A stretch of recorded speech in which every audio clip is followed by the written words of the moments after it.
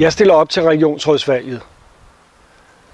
Regionen er den, der tager sig af hospitaler, psykiatri og den overordnede regionale udvikling.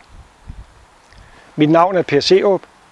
Jeg sidder i det nuværende regionsråd og vil naturligvis gerne genvælges, så jeg kan fortsætte den indsats, jeg er i gang med for et godt sundhedsvæsen.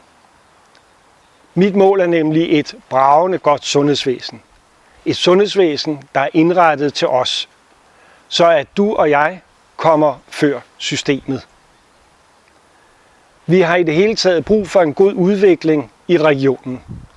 Det har betydning for dig og mig, og ikke mindst for vores arbejdspladser.